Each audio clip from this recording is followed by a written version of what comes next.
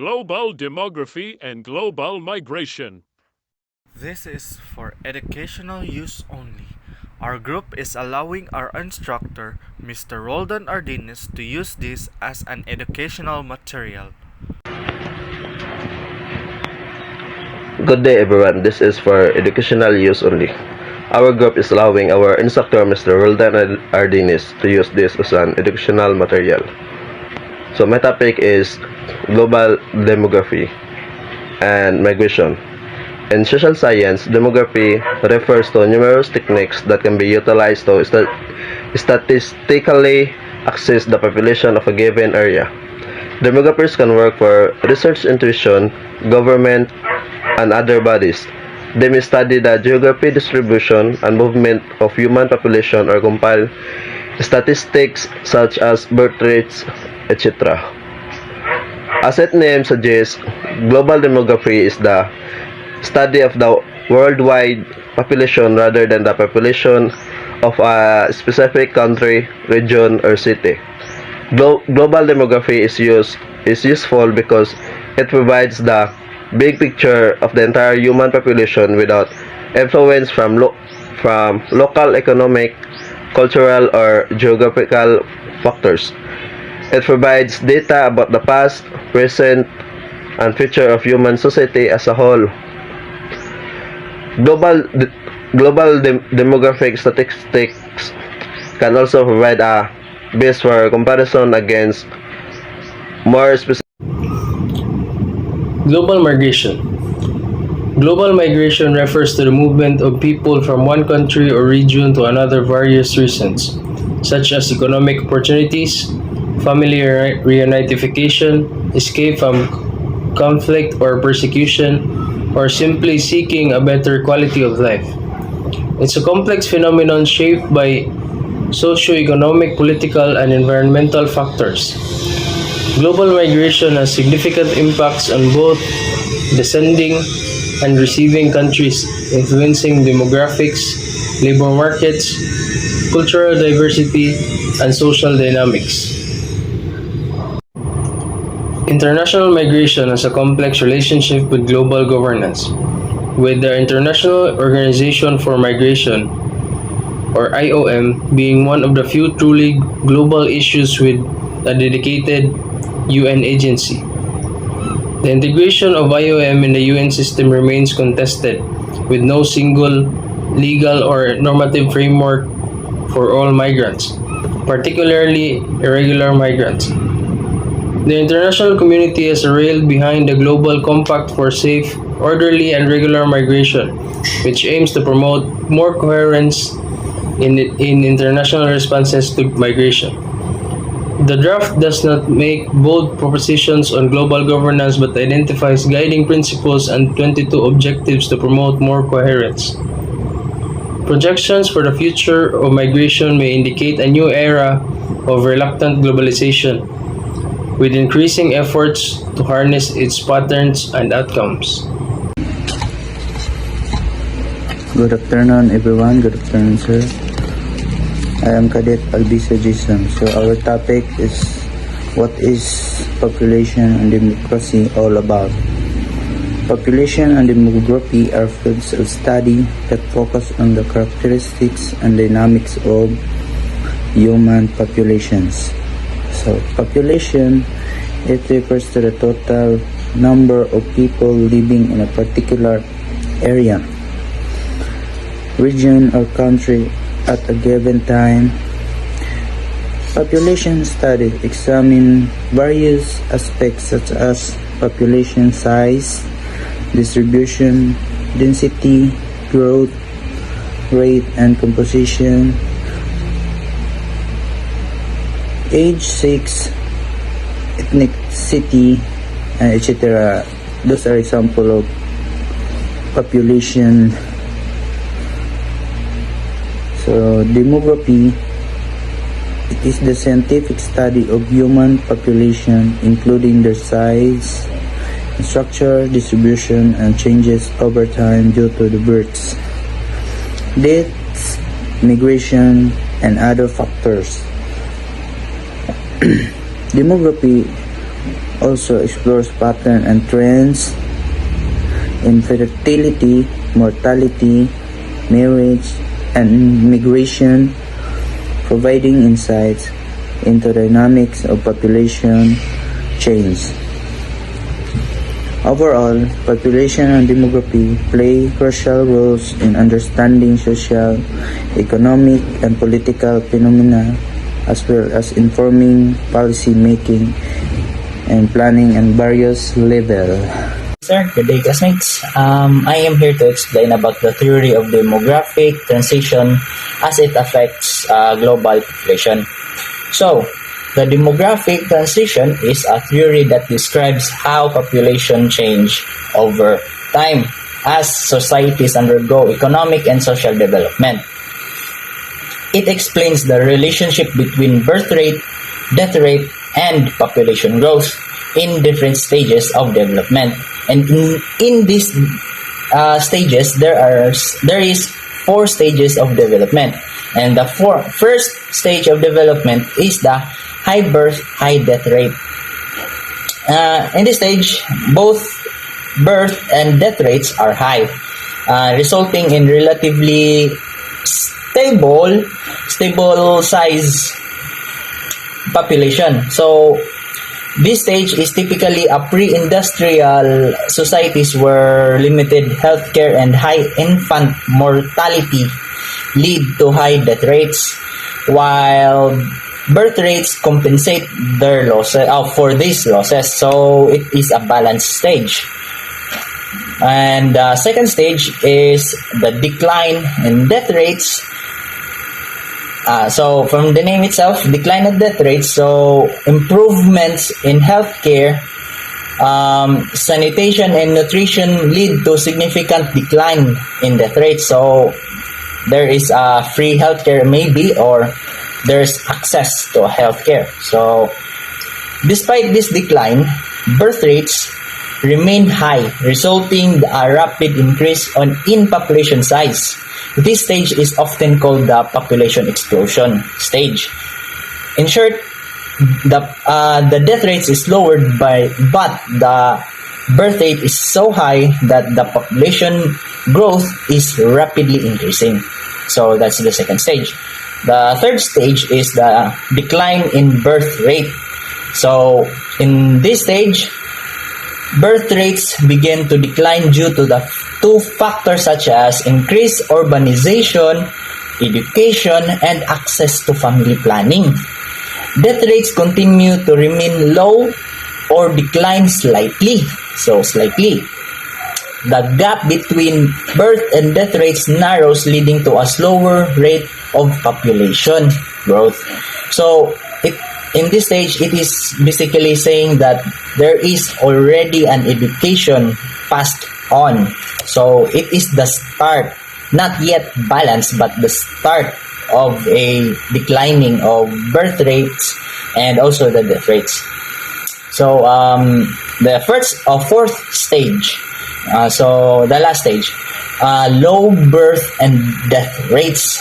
In this stage, the final stage, both birth and death rates are low, resulting in stable population size.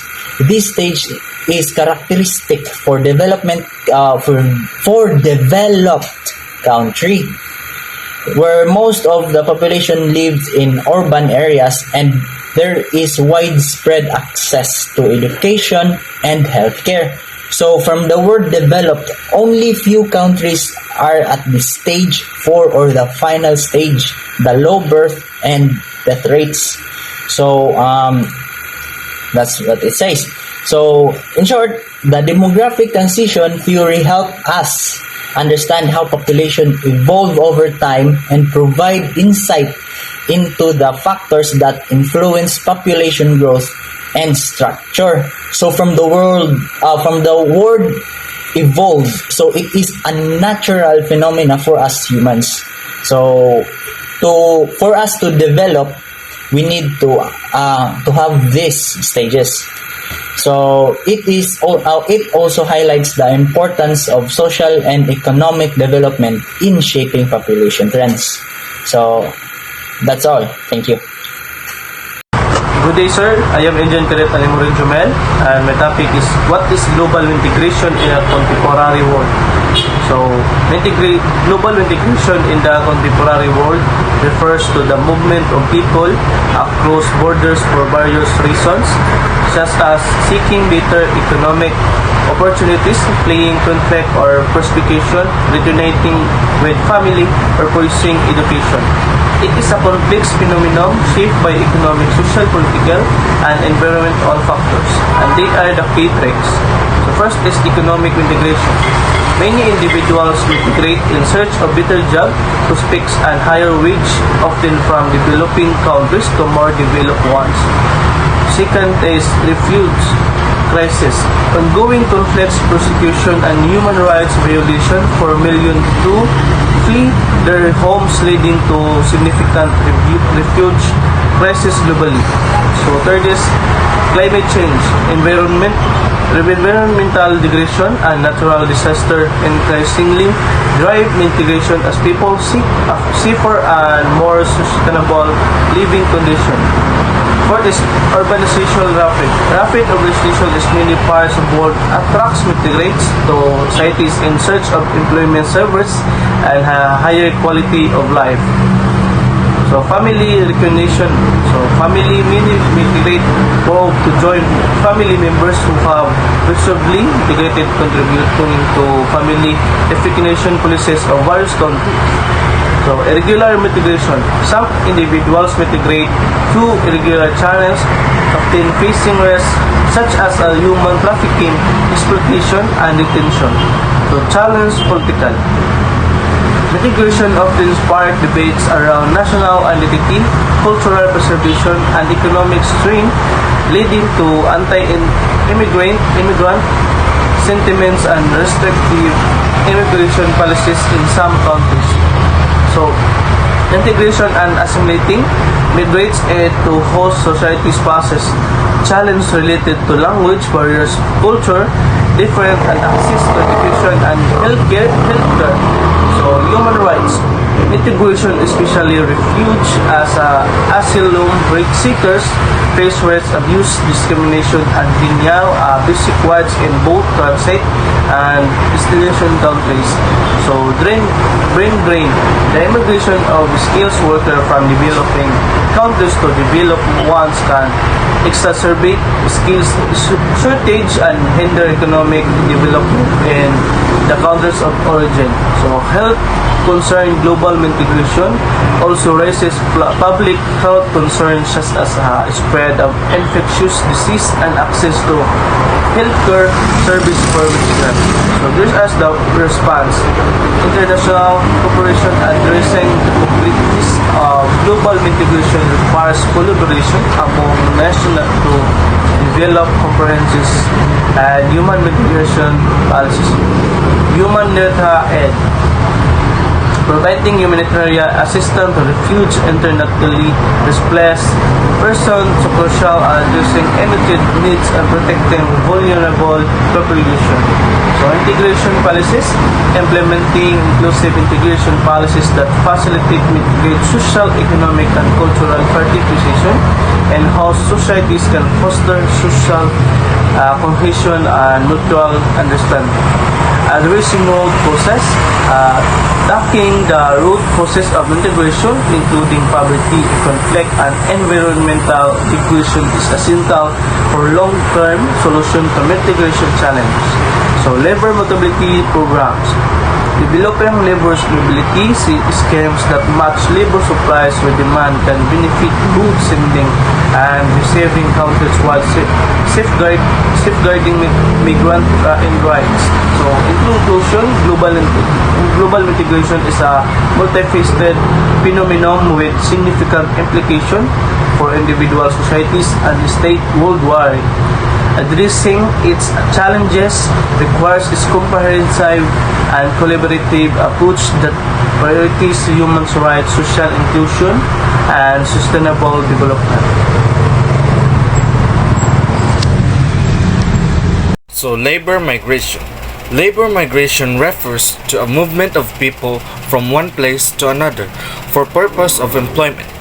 So this movement can be within the country, or that is called internal migration, or between countries, international countries. Labor migration has been significant aspect of human history, driven by various factors such as economic opportunities, political instability, social networks, and demographic changes. So there are two types of labor migration. We have the temporary or the permanent migration. So temporary migration often involve seasonal work or specific job contracts, while permanent migration involves settling a new location for an extended period or indefinitely. Labor migration can pose various challenges and risks for migrants, including exploitation, abuse, discrimination, and precarious working conditions. Migrants may also face barriers, legal barriers, cultural adoption challenges, and social isolation in their host countries.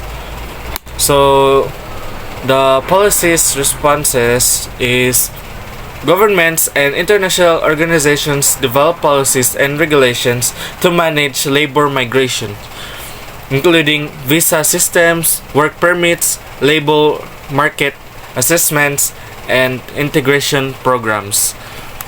Next is forced migration, refers to a displacement of individuals or groups from their homes or habitual places of residence against their will.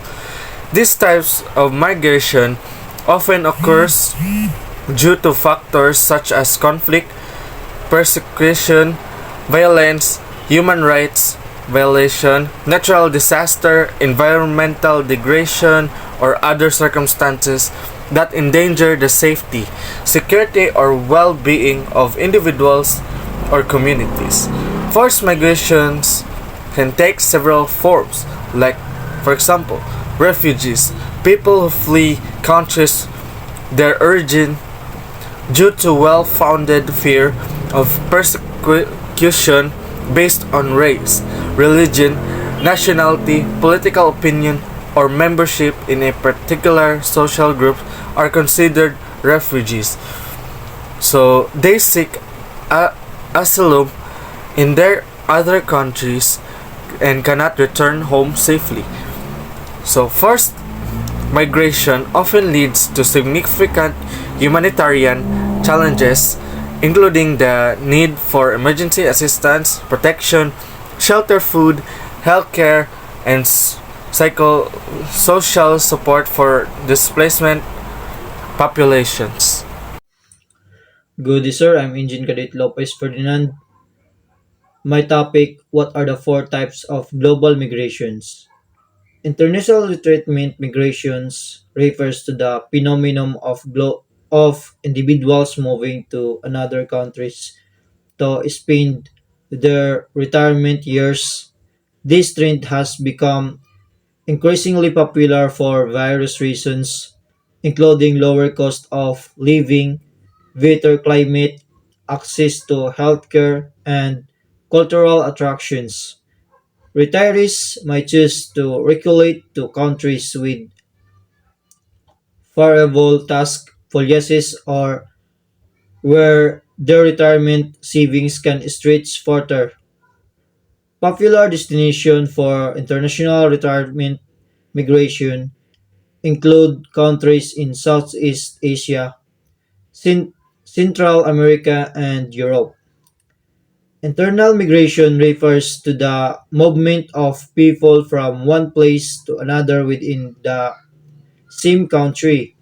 This can include moving from rural areas to urban centers, from one city to another, or from one region to another within the same country. Internal migration can be driven by various factors such as economic opportunities, job prospects, education, family, reasons, environmental factors, or seeking better living conditions. It has significant social, economic, and demographic implication for both the areas people are living and the areas they are moving to. That's all. Thank you. Okay, good day everyone and good day sir. My topic is all about why there is a global migration. Okay, global migrations occurs for various reasons, including economic opportunities, political stability, conflict, environmental factors, and family unification. People migrate in search of better life conditions, safety, educations, and employment opportunities. Economic disparities between countries as well as demographic shifts and advancements as transportation and communications also contribute to global migration patterns. Why there is a global migration in contemporary world? Okay, in contemporary world, global migrations permits due to a combination of factors such as economic globalizations, political instability, armed conflict, environmental degradations, and demographic abilities. Economic disparities between countries, along with advancements in transportations and communication, make it easier for people to move across borders in reach of better opportunities.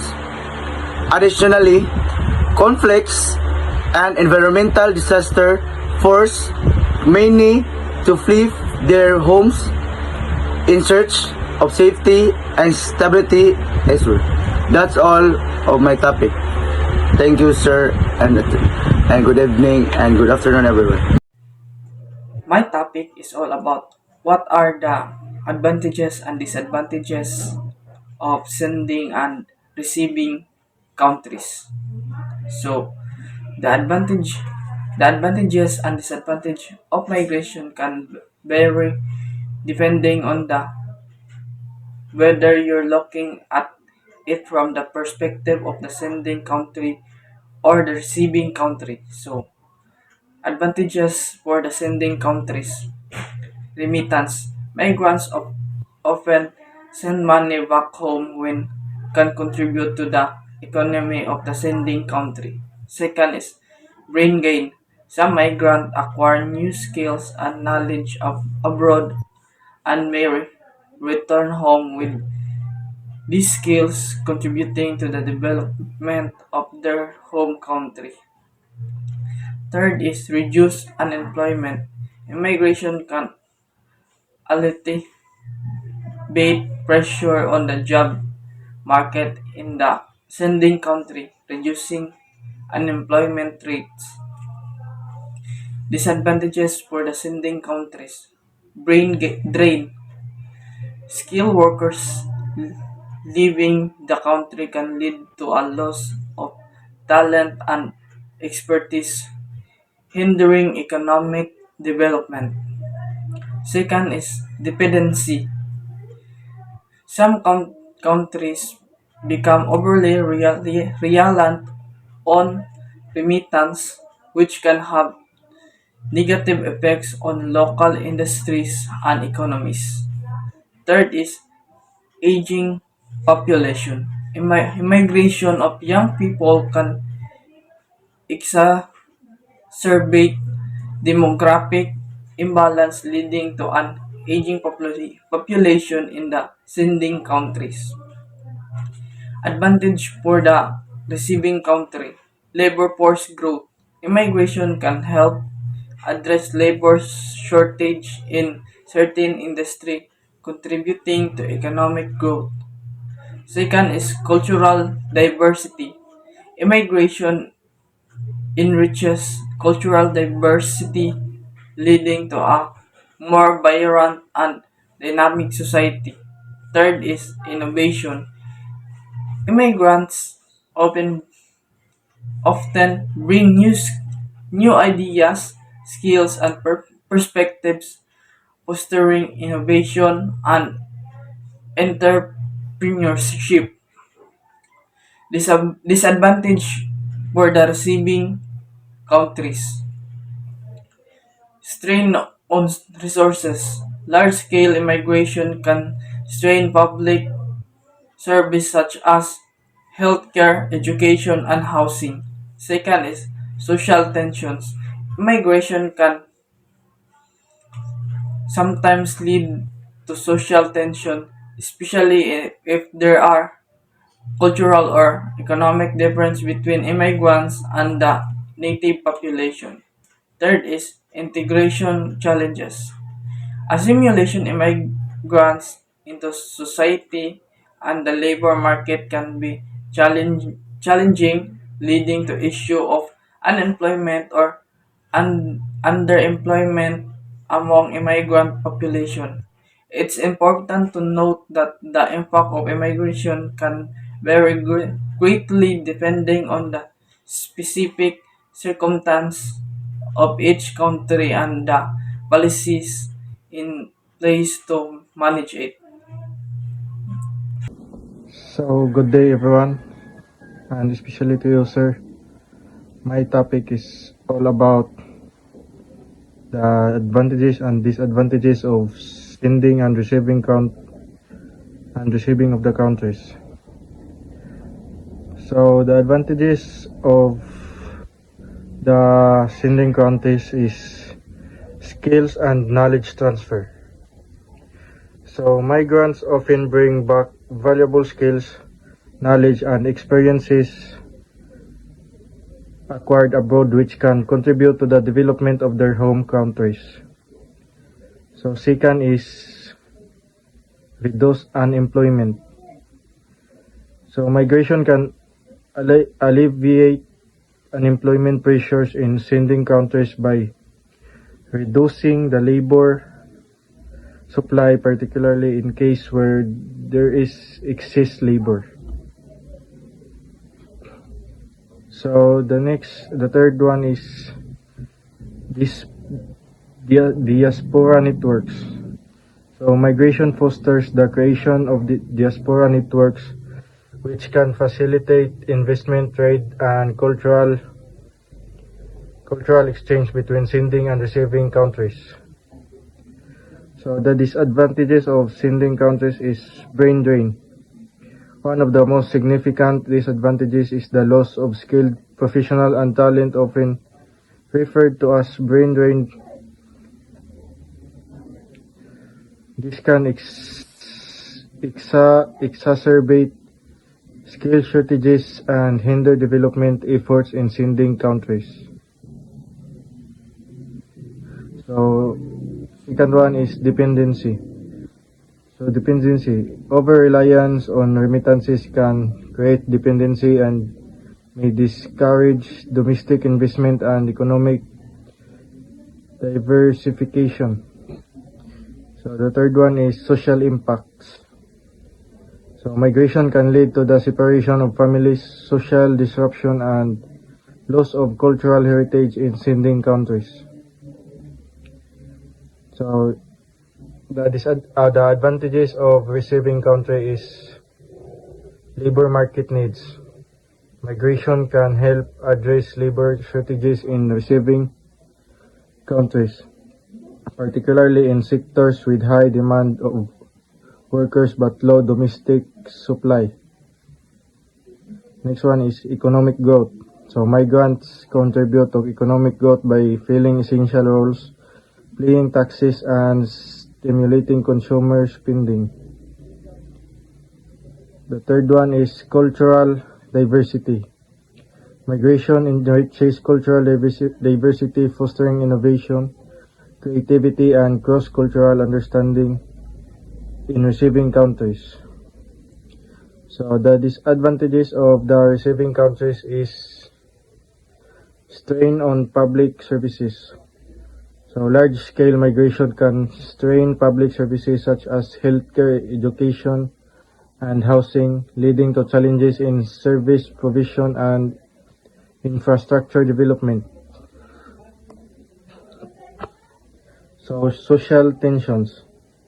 Immigration can fuel social tensions, particularly if perceived as competition for jobs or resources, leading to xenophobia, discrimination, and social unrest. So the last one is integration challenges. So integrating migrants into receiving societies can be complex with barriers related to language, cultural differences, and legal status hindering successful integration. So that's it.